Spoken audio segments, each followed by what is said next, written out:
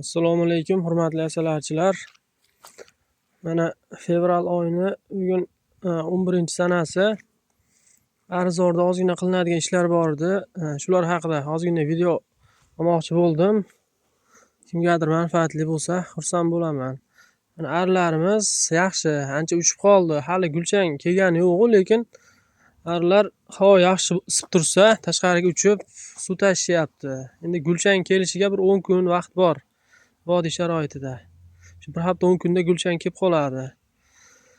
Endi hozirgi kunda qilinish mumkin bo'lgan ishlar arlarni issiqroq qilib o'rab qo'yish kerak. Ortiqcha ramkalarni olib tashlab, ovqat kam bo'lsa ovqat berib, arlarimiz mana hozir fevral oyiga yetib kelgan bo'lsak, o'tgan yili oktyabr oyining boshlarida 10-sigacha ovqat berib bo'lingan qiyom. Shu bo'yicha mana qishi bo'yi agar kuzatgan bo'lsalaring, qand berilgani yo'q biz arlarga. O'sha berilgan ovqat bilan qishdan yaxshi chiqib oldi mana. Arlarni bugun mana bunaqa pinaplexlar bilan o'rab chiqyapman. Mana hurmatli asalarichilar, arlarning holati.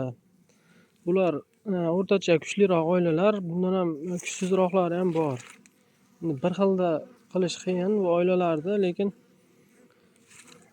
holati yaxshi. Mana hozir ovqatlari ham joyida bularni. Hozir ovqatlarni ham onalar tuxumga kirdimi, shunaqa ishlarni bir tekshirib chiqyapman-da. Mana bu birinchi ramkasidagi mana ortib qolgan ovqati.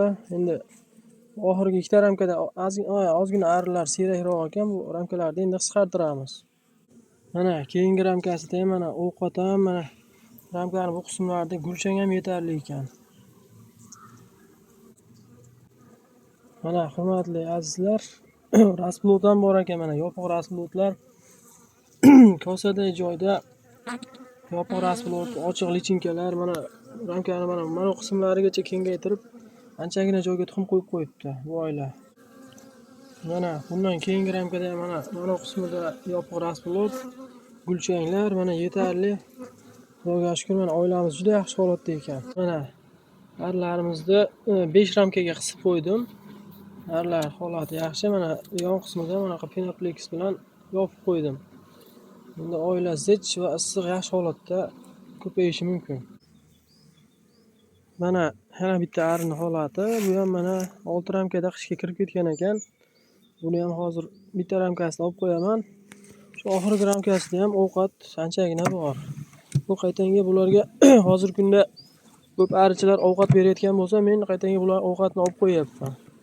Sal oilani zichlashtirish maqsadida mana oxirgi 5-ramkada ham anchagina asal bor. 2 kilo, 2,5 kilodan asal borda bitta ramkada, 1,5 kilo har xil. Arlar yaxshi. Mana bu oilani manaqa bolishcha bilan o'rab qo'ydim. Shu bilan issiqqina yotishaveradi. Tuxumni qo'yib, ko'paytirib. Mana bu oilamizdagi rasplotlar, mana bu oilada ham bir kosadagi joyda rasplot bor. Bir 4 ramka zich arsi bor ekan. Shunaqa gaplar, asalarichilar. Hammaga tavsiya berardim, shu arlarni bir ovqatidan qarab, agar ovqat kam bo'lsa, qandi beradimi, nimadir berib, asal bo'lsa, iloji bo'lsa, asal bergani ham yaxshi. Agar ovqat yetarli bo'lsa, ramkalarni qisqartirib, yonidan o'rab qo'yilgani yaxshi hozirgi kunda. Shu bilan arlar tuxumni ko'paytiradi, yaqinda gulchang kelishni boshlaydi. Hammasi zo'r bo'lib ketadi. Yana bir oydan keyin arlar juda ham zo'r holatga keladi. E'tiborlaring uchun rahmat. Agar kimgadir qandaydir mavzu qiziq bo'lsa, agar kommentariyada yozsalaring, o'sha haqida video chiqarishim ham mumkin. E'tiborlaring uchun rahmat.